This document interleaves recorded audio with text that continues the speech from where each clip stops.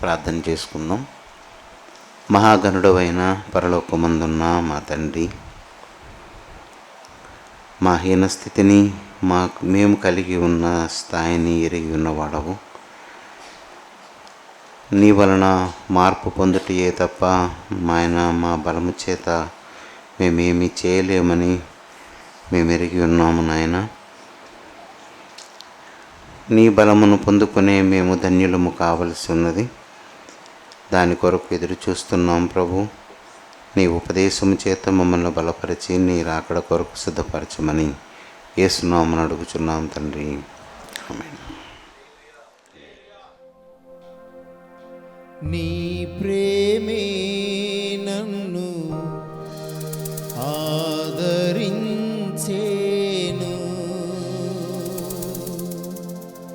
నీ ప్రేమే నన్ను ఆదరించేను.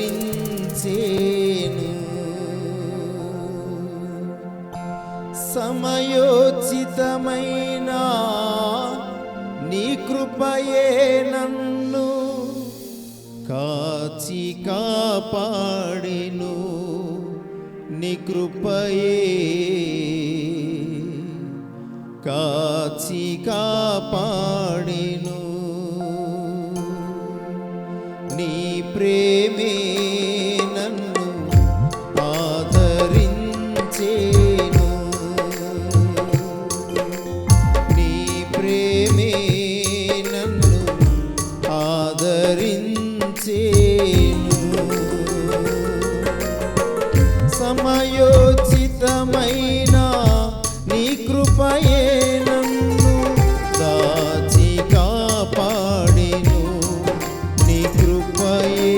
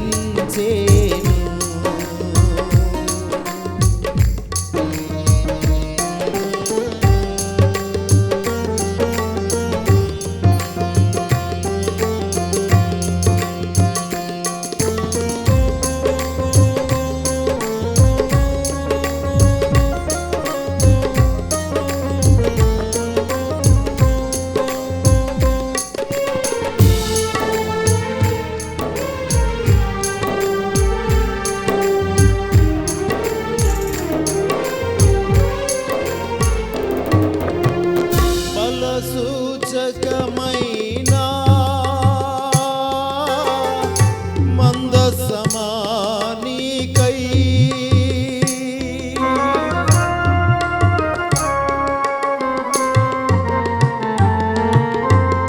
బల సూచకమైన మందసమా నీకై సజీవయాగమై యుక్తమైన సేవకై ఆత్మాభిషేకంతో నన్ను నింపితివా సజీవయాగమై యుక్తమైన సేవకై ఆత్మాభిషేకముతో నన్ను నింపితివా సంఘక్షేమమే నా ప్రాణమాయనా సంఘక్షేమమే నా ప్రాణమాయనా నీ ప్రేమే నన్ను ఆదరించేను నీ ప్రేమే నన్ను ఆదరించేను సమయోచితమైన నీ కృపయే నన్ను దాచి కాపాడెను నీ కృపయే దాచి కాపాడెను సమయోచితమైన నీ కృపయే నన్ను దాచి కాపాడెను నీ కృపయే దాచి కాపాడెను నీ ప్రేమే నన్ను ఆదరించేను నీ ప్రేమే నన్ను ఆదరించేను.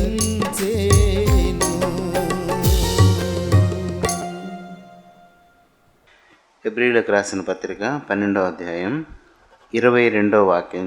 ఇది 24 వరకు ఉంటుంది. ఇది చదువుదాం 24 వరకు.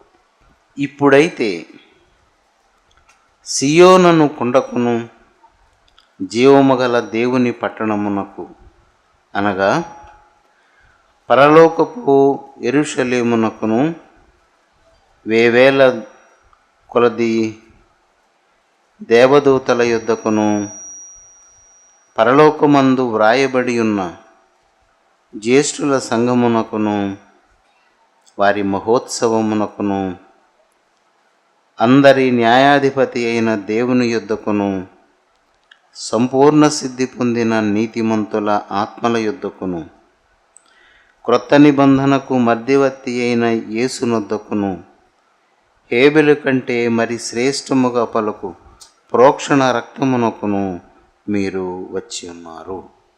రాత్రి చదువుకున్న సియోను ఏమై ఉంటుందో మనం లేఖనాలని 2-3 వాక్యాలను మనం కీర్తనలో నుండి యెషయా గ్రంథంలో నుండి మనం చదువుకున్నాం. ఇప్పుడు మనం చదివిన ఇప్పుడైతే సియోను అను కొండకును జీవము గల దేవుని పట్టణమునకు అనగా పరలోకపు యెరూషలేమునకును వేవేల కొలది దేవదూతల యొద్దకును మీరు వచ్చి ఉన్నారు. అంటే నేను ఒక 22వ వాక్యానికి మట్టుకే పరిమితం చేశాను. ఎందుకంటే మిగిలిన విషయాలు మనం అలాగా పొడిగా చదువుకొని పోతే మంచిది కాదు. మరలా ఎప్పుడైనా అవకాశం వస్తే అవి మనం చదువుకుందాం.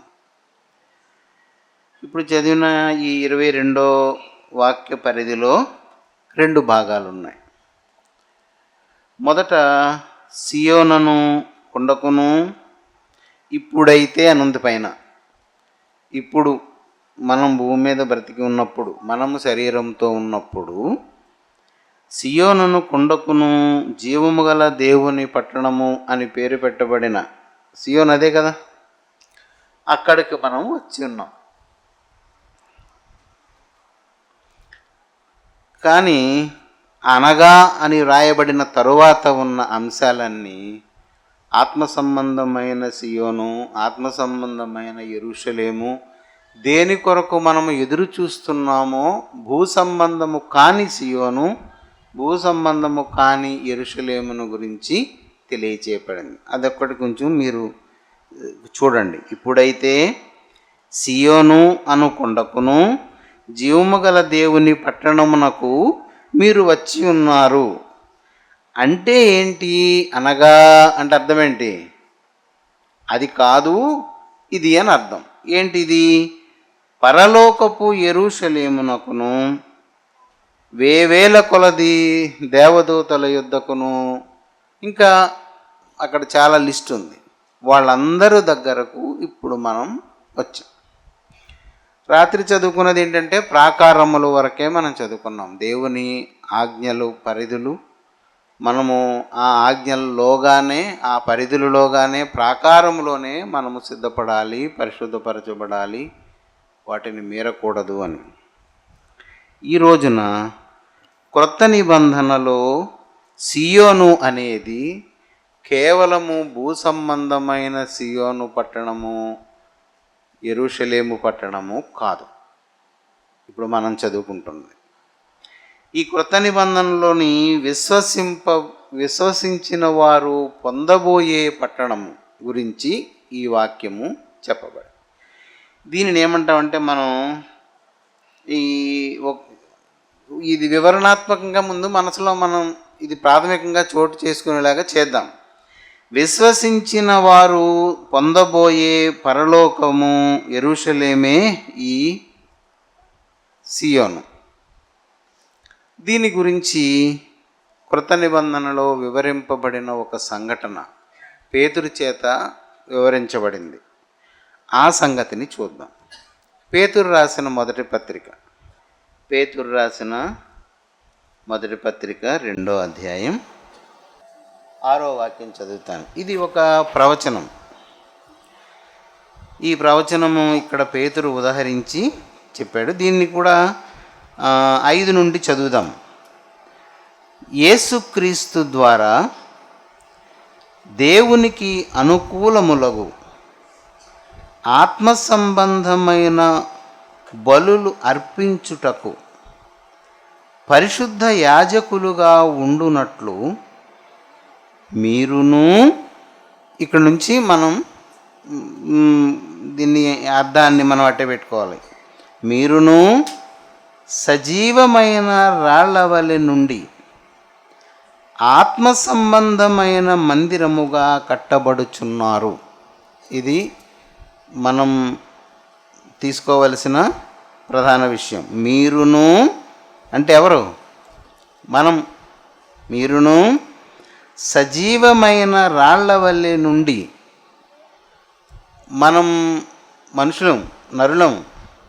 కానీ మనం ఏమనుకోవాలి? ఇప్పుడు బ్రతికి రాయికి ప్రాణం ఉండదు. సజీవులకి నిర్జీవులకి బళ్ళో పాఠం చెప్పేటప్పుడు ఏం చెప్తాం? ఏదైతే చలించదో అది జీవము లేనిదని, కదిలింది అంటే ప్రాణం ఉన్నదని. కానీ మనము సజీవులమే. కానీ మనమేమి అభిప్రాయపడాలి మన గురించి ఇప్పుడు? రాళ్ళము అని. సజీవమైన రాళ్లవలె నుండి ఆత్మ సంబంధమైన మందిరము, శరీర సంబంధమైనది కాదు. ఇందా చెప్పుకున్నాం కదా, అందులో 2 భాగాలు ఉన్నాయి. మొదటిది భౌతికమైన సియోను, భౌతికమైన యెరూషలేము.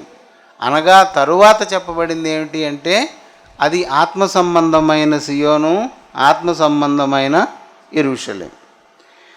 అలా మందిరముగా కట్టబడుచున్నారు. ఎలాగంటే, అంటే దేనిని ఉదహరించి, దేనిని బట్టి అంటే, ఏలయనగా ఇదిగో నేను ముఖ్యమును ఏర్పరచబడినదియు అమూల్యమునగు మూలరాతిని సియోనులో స్థాపించుచున్నాను. ఆయన యందు విశ్వాస ఉంచువాడు ఏమాత్రమును సిగ్గుపడడు అను మాట లేఖనమందు వ్రాయబడి ఉన్నది. అంత మట్టికి చూద్దాం. ఈ వాక్యము, ఇది ప్రవచన వాక్యము. స్థాపించుచున్నాను అంటే అది ఏ కాలంలో ఉంది, ఏ టెన్స్లో ఉంది? దీన్ని ఎక్కడ మనం చూద్దాం. ఇది 28 యెషయా గ్రంథం 28లో ఉంది ఇది, ఈ మాట. ఇది పేతురు ఎక్కడి నుండి తీసుకొచ్చాడు? మీరు సజీవమైన రాళ్ల వలె ఉండి ఆత్మ సంబంధమైన మందిరముగా కట్టబడడానికి మీరు వచ్చారు అని చెప్పి ఇక్కడ ఉన్న ఒక వాక్యాన్ని అక్కడికి తెచ్చుకున్నాడు. 28:16 ప్రభువగు యెహోవా ఈలాగున సెలవిచ్చుచున్నాడు, సియోనులో పునాదిగా రాతిని వేసిన వాడను నేనే, అది పరిశోధింపబడిన రాయి, అమూల్యమైన తలరాయి, బహుస్థిరమైన పునాది అయిన మూలరాయి అయి ఉన్నది, విశ్వసించువాడు కలవరపడడు. అది మనం అంతమట్టుకే తీసుకున్నాం. పేతురు ఇంకా పొడిగించాడు. కొంచెం ఇది ఒకసారి చదువుదాం, మనసులో కొంత పనికొస్తుంది. ఇది 17వ వాక్యం, నేను న్యాయం కొలనూలుగాను నీతి మట్టపు గుండుగాను పెట్టెదను, వడగండ్లు మీ మాయా శరణ్యమును కొట్టివేయును, దాగియున్న చోటు నీళ్ల చేత కొట్టుకొని పోవును, మరణముతో మీరు చేసుకొనిన నిబంధన కొట్టివేయబడును, పాతాళముతో మీరు చేసుకొనిన ఒడంబడిక నిలువదు, ప్రవాహము వలె ఉపద్రవము మీ మీదుగా దాటునప్పుడు మీరు దాని చేత త్రొక్కబడిన వారగుదురు, వచ్చునప్పుడెల్లను అది మిమ్మను ఈడ్చుకొని పోవును, ప్రతి ఉదయము ప్రతి పగలు ప్రతి రాత్రి అది వచ్చును. ఇట్టి ప్రకటన గ్రహించుట వలన మహాభయము పుట్టును. పండుకొనుటకు మంచము పొడుగు చాలదు, కప్పుకొనుటకు దుప్పటి వెడల్పు చాలదు. ఇది ఈ వరుస. ఇది భయం, అలా చదువుతున్న కొలది భయం వేస్తుంది. అది పడుకున్నవానికి మంచం చాలదు, కప్పుకునేవాడికి దుప్పటి చాలదంటే ఊహించండి ఆ పోలిక. అది ఎంత చికాకును పుట్టిస్తుందో. అలాగా బ్రతికిన దినాలన్నీ ప్రతిరోజు అంటే ప్రతి ఉదయము ప్రతి రాత్రి అక్కడ రాసింది వరుసగా. అలాగా ఈ జీవితంలో ఈ చిరాకులు ఇవి కలుగుతూ సంతోషం ఉండదు. దేనిని నమ్మామో అది మనల్ని వదిలిపోతుంది, మనం దాచుకున్నదంతా కొట్టుకొని పోతుంది, మనం చేసుకున్న నిబంధనలన్నీ పోతాయి. బహు భయంకరమైన జీవితం. దేవుని కొరకు సిద్ధపడిన వారు కాక ఈ భూమి మీద అనుభవించే బాధలు అవి వర్ణనాతీతం. సరే, మనం తీసుకున్న ఈ ప్రధానమైనది మొదటి ఈ 16వ వాక్యము, సియోనులో పునాదిగా రాతిని వేసిన వాడను నేనే. ఆ రాయి ఏంటి అంటే దాని వివరాలన్నీ ఇక్కడ దేవుడు చెప్తున్నాడు. అది నా చేత పరిశోధింపబడిన రాయి. అంతేకాదు అది అమూల్యమైన తలరాయి. అమూల్యము అంటే మూల్యము అంటే వెల కట్టలేనా లేదా వెలలేనా? అది నా మూల్యము ఆ మూల్యము అని రెండు ఉంటాయి. నా మూల్యం అంటే అది అసలు వర్తలెస్ అనమాట, ఎందుకో పనికిరానిది, గులకరాయి లాంటిది అని. ఏ అమూల్యము అంటే వెల కట్టడానికి తూకానికి రానిది, ఇంత అని చెప్పలేనిది అని. అమూల్యమైన రాయి, తలరాయి, బహుస్థిరమైన పునాది అయిన మూలరాయి అయి ఉన్నది. దీనిని అర్థవంతంగా వివరించుకోవాలంటే చాలా టైం పడుతుంది. ఈ కంపోజిషన్, ఈ రాయి గురించి దేవుని ఆత్మ మెలిపెట్టి రాసింది. ఒకదానికొకటి రాసిందనమాట. ఈ రాయిని విశ్వసించువాడు కలవరపడడు, కంగారు పడడు, బెంగపడడు, బెదరడు. అది దీని ఆఖరి ఫినిషింగ్ లైన్. ఈ రాయిని విశ్వసించువాడు, అది మనం గుర్తుపెట్టుకోవాలి. ప్రభు చెప్పిన ప్రవచనమంతా దేని గురించి? నేను ఒక రాయిని వేశాను, నేను దాన్ని పరిశోధించాను, అది వెలకట్టలేనిది, అది బహుస్థిరమైన పునాది అయిన రాయి అని అన్నీ చెప్పి విశ్వసించువాడు, ఈ రాయిని నమ్మినవాడు, విశ్వసించినవాడు కలవరపడడు. మరి విశ్వసింపనివాడు, అదే ఆఖరిని ఇప్పుడు మనం చదివిన వానికి కలిగే కలవరము. విశ్వసింపని వారందరూ అలాంటి కలవరానికి లోనవుతారు, విశ్వసించిన వారందరూ కలవరపడరు. అయితే దీని వివరం ఈ ప్రవచన వాక్యంలో యేసుక్రీస్తు ప్రభువే దేవుని చేత స్థాపింపబడిన తలరాయి, మూలరాయి అయిన పునాది రాయి. అవునా? మనం అందుకే చదవమన్నాం. అయితే యేసుక్రీస్తు ప్రభువు సజీవమై ఉన్న రోజులలో ఏం జరిగింది అంటే, ఆయన మూలరాయిగా దేవుడు పరలోకములో కట్టబోయే యెరూషలేము పట్టణానికి లేదా దేవుని మందిరానికి మూలరాయిగా ఉండడానికి యేసును దేవుడు భూమి మీద పుట్టించాడు. ఇప్పుడు మూలరాయి అంటే నేను చెప్పిన దానికన్నా రాముడు గారు లాంటి వాళ్ళు చెప్తే బాగుంటుంది. మామూలు రాయికి, ఇల్లు కట్టే రాయికి, మూలరాయికి తేడా ఏంటి? నాకంత వివరం తెలియదు, కానీ నాకు ఒక ఇంజనీర్ని అడిగితే ఆయన చెప్పాడు, మూలరాయి అంటే రెండు ప్రక్కలా చెక్కబడుతుందని. ఈ మూల అంటే మిగిలిన రాళ్ళు ఓ ప్రక్క చెక్కితే సరిపోతుంది అన్నమాట. గోడ కట్టే రాయిలు, పునాది కట్టే రాళ్ళు కానీ గోడలు కట్టే రాళ్ళు కానీ ఒక పక్క చెక్కి ఒక వాటం సరిపోతే దాన్ని గోడ మీద ఎక్కించేస్తారు, లేదా పునాదికి ఎక్కిస్తారు. కానీ పునాది రాయి, మూలరాయి మాత్రం ఏం చేయాలి? దాన్ని రెండు ప్రక్కల చెక్క. యేసుక్రీస్తుని గురించి చెప్పినప్పుడు దేవుడు అంటున్నాడు, ఈయనే మూలరాయి, ఈ మూలరాయి స్థిరమైందని, పరీక్షింపబడిందని, ఇక ఏ పరిస్థితుల్లోనూ దీనికి తిరుగులేదని, అమూల్యమైనది అని ఆయన నిర్ధారణ చేశాడు. అయితే మూలరాయి దేనికి వేస్తారు అంటే పునాదికి. పునాది మీద కట్టిన దానికి మూలరాయి ఉంటుందా? పునాదికే ప్రధానంగా మూలరాయి ఉంటుంది. ఈ మూలరాయి గురించి, పునాది గురించి ఎక్కువగా మనం తెలుసుకోవాలంటే ప్రకటన గ్రంథంలో ఉంటుంది. 7 పునాదుల మీద గోడ అని ఉంటుంది. అది మనకి అర్థం కాని విషయం, అది ఎప్పుడైనా తర్వాత చూద్దాం.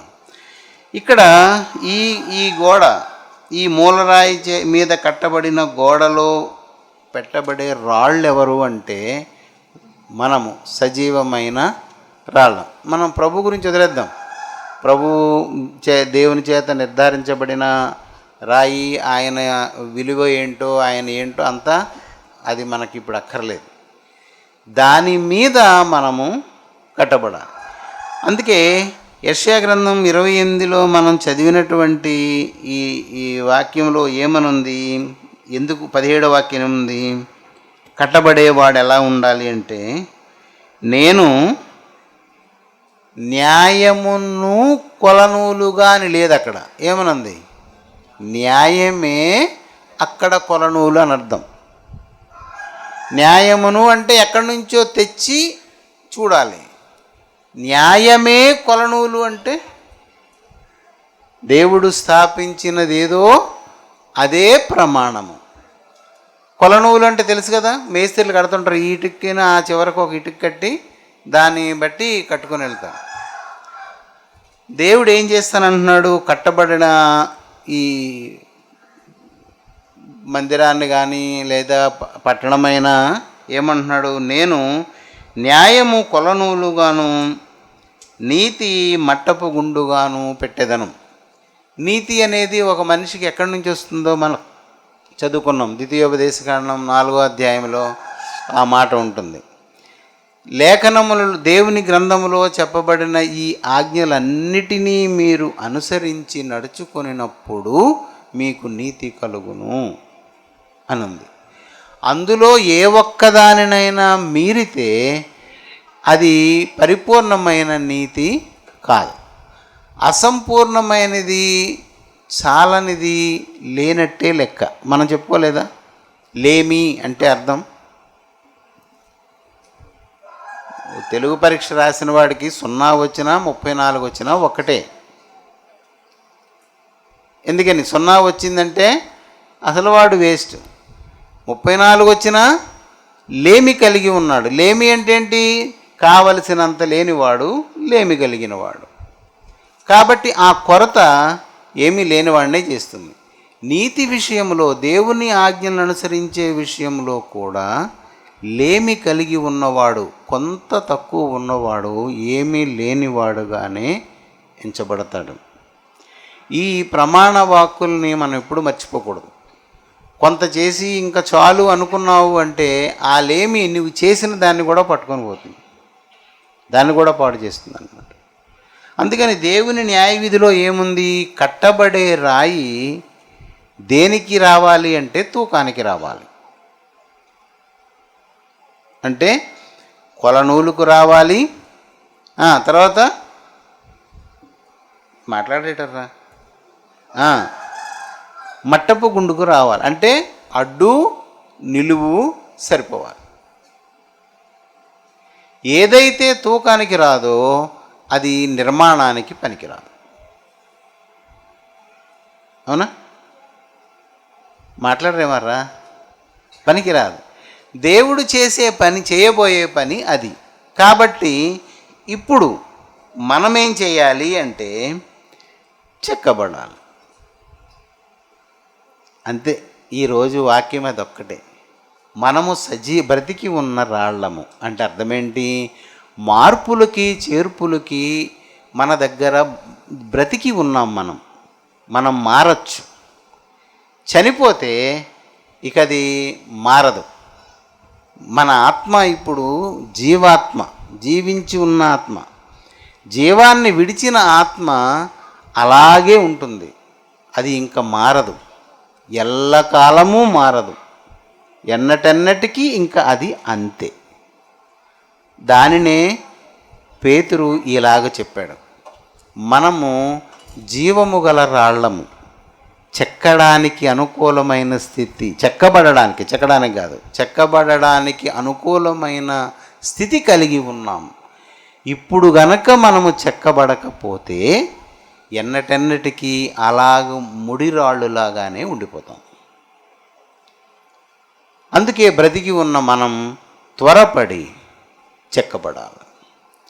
ఈ చెక్కబడడం అనేది అందరికీ తెలిసిందే. చెక్కబడుతున్నది ఏది కూడా సంతోషంగా ఉండదు. ఉంటుందా? చెక్కుతుంటే ఎలా ఉంటుంది? ఇప్పుడు నేను ఒక రాయిని అయితే నేను శిల్పం అవ్వాలంటే, అంటే చెక్కబడిన రాయినై ఆ పరలోక యెరూషలేములో, ఆ సియోనులో నేను చేరాలి అంటే ఇక్కడ చెక్కబడడానికి నేను అనుమతించాలి. నేను అనుమతించకుండా నన్ను ఎవ్వరూ చెక్కలేరు. నేను ఒప్పుకోకపోతే అవ్వదు. దేవుడు ముట్టుకోడు. నేను చెక్కుతాను అని లేపి అంతా ఏముండదు. నీవే చెక్కబడడానికి నిన్ను నీవు అప్పగించుకోవాలి. ఎందుకు అప్పగించుకోవాలి అంటే నిన్ను నీవు చెక్కుకోలేవు గనక. ఏ ఇటుక, ఏ రాయి దానికి అది చెక్కేసుకొని నేను ఇక్కడ సరిపోతే ఇది ఎక్కువైపోయిందా విరగొట్టేసుకుంటానని విరగొట్టేసుకొని గోడెక్కిపోయి రాయిలు ఏమైనా ఉన్నాయా? లేవు. ఎవడు దాని నిర్మాణకుడో వాడే దానిని అనుకూలంగా చెక్కుతాడు. అయితే ఇప్పుడు మన ముందున్నది ఏంటి అంటే చెక్కబడిన రాయిగా మనము మారాలి. చెక్కబడడం అంటే కష్టంతో కూడుకున్నది. ఉపవాసము చెక్కబడడంలో ఒక భాగం, మొక్కుబడి చెక్కబడడంలో ఒక భాగం, జాగరణ. జాగరణ అంటే జాగరణ ఒక భాగం, ప్రార్థన ఒక భాగం, బీదలను కనికరించడం ఒక భాగం. ఇవన్నిటికన్నా ఎక్కువ దేవునికి ఇవ్వడం గొప్ప భాగం. దేవునికి ఇవ్వడం అనేది ఒకడు వర్ధిల్లడానికి బీజం. ఇది గుర్తుపెట్టుకోండి. దేవునికి ఇవ్వడం అంటే నాకివ్వడం అనుకోకండి సుమా. ఇవ్వడం దేవుని ప్రజల యొక్క ప్రథమ లక్షణం. అది గుర్తుపెట్టుకోండి. దేవునికి ఇవ్వడం, దేవుడు ఏం కోరాడు? ప్రథమ ఫలము ఏదో అది నాది అని దేవుడు చెప్పాడంటే అర్థం చేసుకోండి. ప్రథమ ఫలాన్ని దేవునికి ఇవ్వాలి. కొడుకే పుట్టాడు అనుకో, అదేం కోడిగుడ్డు కాదు కదా, ఉంచండి అయ్యగారని ఇచ్చి వెళ్ళిపోవడానికి. వదలలేరు. మళ్ళీ పుడతారో పుట్టరో తెలియదు. వాడి చుట్టే వాడిని విడిపించుకోవాలి. దేవుని దగ్గర నుండి ప్రార్థన చేసి దేవునికి ఇచ్చిన తర్వాత వెండో బంగారమో ఏదో ఒకటి ఇచ్చి, ఇవన్నీ నిబంధన గ్రంథంలో ఉన్న మాటలే. ఇవన్నీ విడిపించుకోవాలి. నువ్వు మొక్కుబడి చేసుకున్నావు అనుకో, చెల్లించలేకపోతున్నావు అనుకో, దాని దగ్గర కూడా నువ్వు పరిహారం చెల్లించి విడుదల పొందాలి. ఇవన్నీ చెక్కబడాలి. అబద్ధం ఆడకుండా ఉండడం చెక్కబడడమే. మనసులో ఒకటి ఉంచుకుని పైకి ఒకటి మాట్లాడడం చెక్కబడడమే. ఈ అన్ని విషయాలలో మనము చెక్కబడడానికి దేవునికి అప్పగించుకోవాలి. ఇలాగ చెక్కబడడంలో రెండంతలు చెక్కబడిన మన ప్రభువు మనకు నాయకుడు. ఆయన మనలను చెక్కడానికి ఖచ్చితమైన జ్ఞానము కలిగిన వాడు, నైపుణ్యము కలిగిన వాడు. మనం రాత్రి చదువుకున్నామే, ఎక్కడ? నా అరచేతులలో. అంత మర్యాద, అంత ఘనత చెక్కబడేవానికి దేవుని దగ్గర ఉంటుంది. చెక్కబడకుండా అల్పమైన విషయాలకే ముఖం చాటు చేసుకునేవాళ్ళు చెప్పుకుంటాం అలాగా అని సణిగేవారు ఆయన చేతిలో ఉండరు. ఎవరో వారికే ఆ దేవుని అరచేతిలో ఉండే అవకాశం. ఎందుకు అరచేయి అంటే, వీడు ఈ చెక్కబడుతున్నవాడు ఒకనాడు యుగయుగాలు ఆయన సంకల్పములో, ఆయన ఏర్పాటు చేసిన స్థలములో, ఆయన సన్నిధిలో ఉండేవాడు. హల్లెలూయా. చెక్కబడాలి. ఇదే ప్రధాన అంశం ఈరోజు మనకి. నువ్వు చెక్కబడాలి. నీకు ఏది ఉన్నా వదిలేసుకోవడమే. ఈ చెక్కబడడం లేకుండా అయిందనుకో, ఇందా చెప్పినాను కదా, మరణముతో నిబంధన, పాతాళముతో నిబంధన, 3 పూట్ల కష్టం, శ్రమ, చాలని మంచం, చాలని దుప్పటి జీవితం, చాలా చికాగ్గా ఉంటుంది. దేవుని చేతిలో చెక్కబడని వాడు ఎందుకు పనికిరాడు. గుర్తుపెట్టుకోండి. కష్టమే కానీ చెక్కబడాలి. మనం పుట్టించబడిందే దానికోసం. అందుకే ఇంత జనాభాలో ఈ కొద్దిమందినే ఇక్కడికి దేవుడు తీసుకొని వచ్చాడు. మీరెవరు సామాన్యులు కారు. నేనెవ్వరిని అసలు అల్పంగా చూడను. ఎందుకంటే దేవుని దృష్టిలో మీరు టిక్కు పెట్టబడిన వారు. దేవుడు మిమ్మల్ని ఎన్నుకున్న తర్వాత ఎవడు తిరస్కరించగలడు? బైబిల్లో ఈ ప్రమాణాలు ఉన్నాయి. నీవు దీవింపగా శపింపగలవాడెవడు? నీవు తిరస్కరింపగా ఆదరింపగలవాడు ఇంకెక్కడ ఉంటాడు? దేవుడు నిలబెట్టిన వాడిని పడగొట్టగలవాడెవడు? దేవుడే పడగొట్టిన తర్వాత వాడిని నిలబెట్టగలవాడెవడు? మిమ్మల్ని దేవుడే ప్రేమించి తీసుకుని వచ్చినప్పుడు నా చేష్టలతో, నా మాటలతో, నా ఆలోచనలతో నేనెవడిని మిమ్మల్ని ఇబ్బంది పెట్టడానికి? మీ స్థాయిలో మీరే గొప్ప, నా స్థాయిలో నేనే గొప్ప. మొదటి మెట్టులో ఉన్న రాయి, పై మెట్టులో ఉన్న రాయి, దేని స్థాయి దానిదే. దేని స్థాయి దానిదే.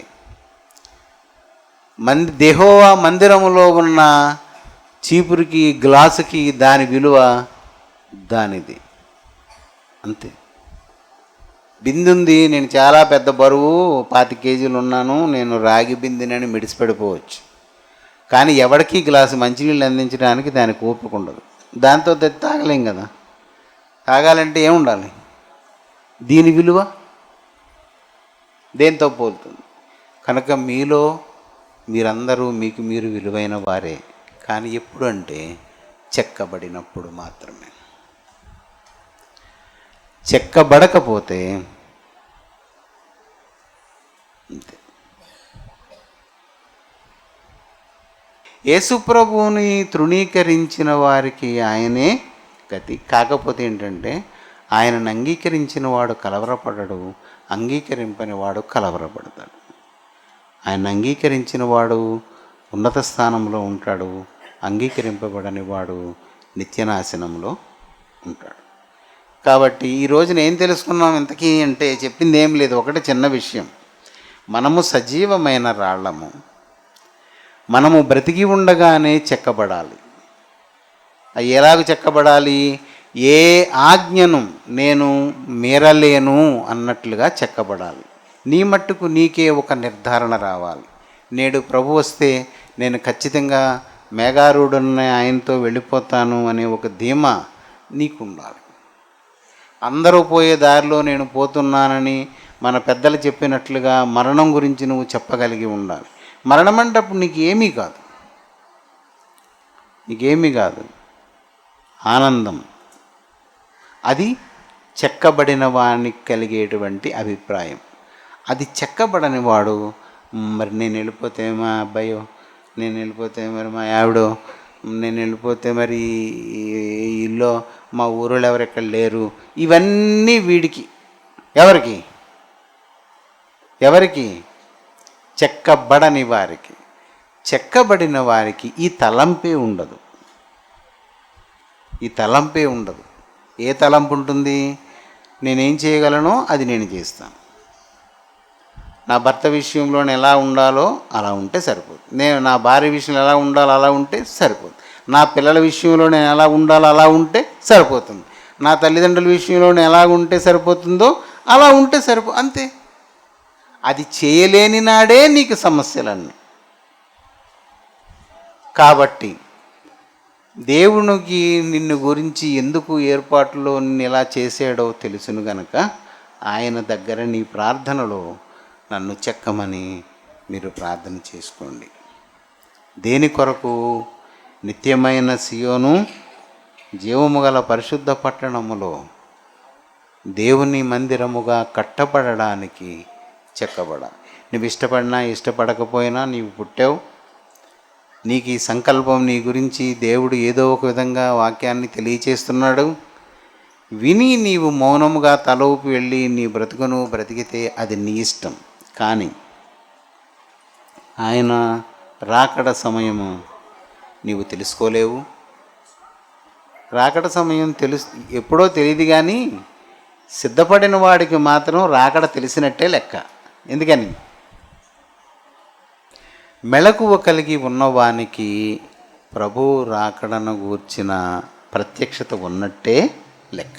ఏ ఘడియలో వచ్చినా ఆయన సన్నిధిలో ఉంటాడు గనక వారు బెంగపడవలసిన పని లేదు. ఎవరు అజాగ్రత్తగా ఉంటారో వారికి అది తెలియనట్టే లెక్క. అంతే. వచ్చిన తర్వాత తెలిసినా సుఖమేముండదు. అది ఎంతసేపు ఉంటుంది?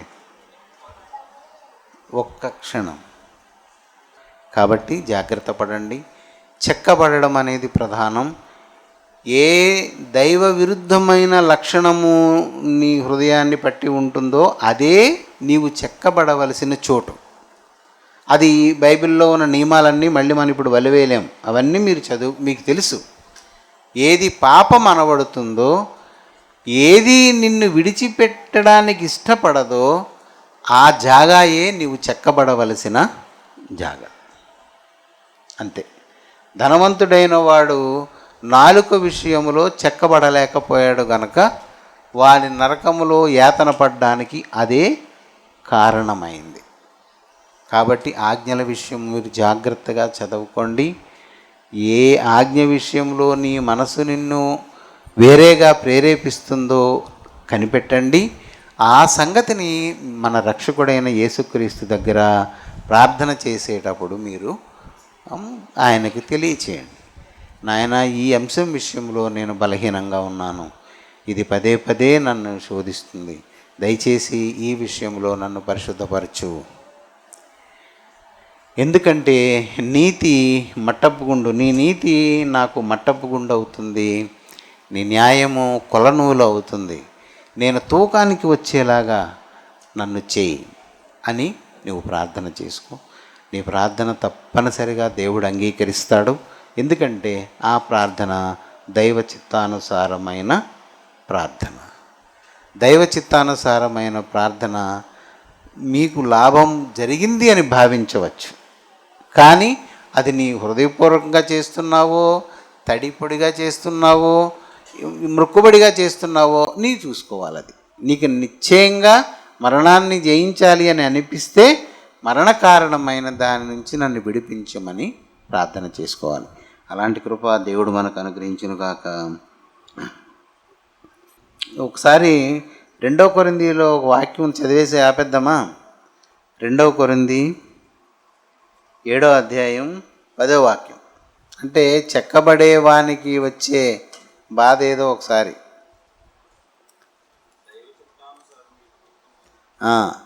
దైవ చిత్తానుసారమైన దుఃఖము మనకు అక్కర్లేదు. దైవ చిత్తానుసారమైన దుఃఖం మనకి ఎప్పుడు పుడుతుంది?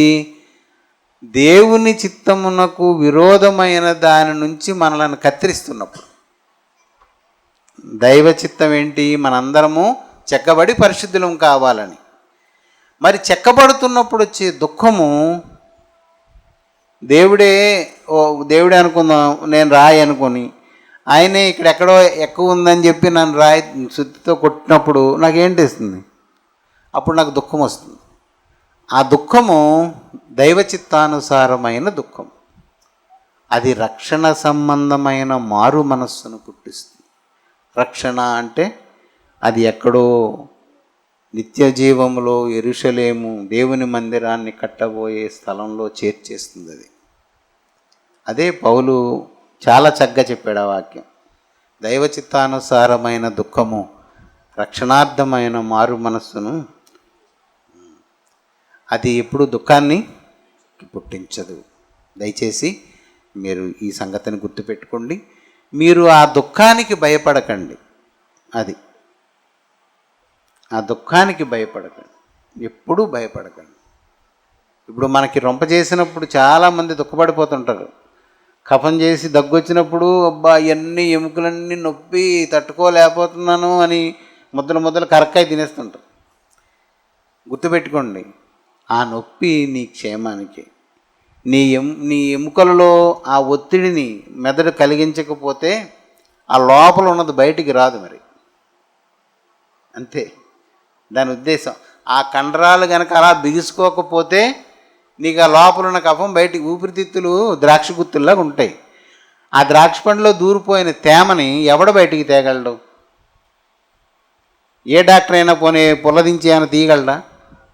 చేయలేడు. దానిని శరీరమే, మెదడే దాన్ని, అదొక సెల్ఫ్ రిపేరింగ్ సిస్టమ్. అది విపరీతమైన నొప్పి దగ్గు తెప్పించి గొంతులోని ఒకలాంటి ఆమ్లాన్ని పుట్టించి మండిపోయేలాగా చేసి దగ్గేలా చేసి మొత్తానికి లోపల ఉన్నదాన్ని బయటికి, మనకు అవకాశం లేకపోతే దాన్ని కూడా బయటికి వెళ్ళలేము. జాగ్రత్త. మనకు దేవుని ఉలి దెబ్బ మనకు నిత్య జీవము. అది బాధ కాదు, సంతోషించి ఆనందించుడి అని పరిశుద్ధ గ్రంథంలో పరిశుద్ధులు చెప్పారు. ప్రార్థన చేసుకుందాం. పరిశుద్ధుడు అయిన మా దేవా, నీ ఘనమైన నామమును బట్టి నీకు స్తోత్రములు.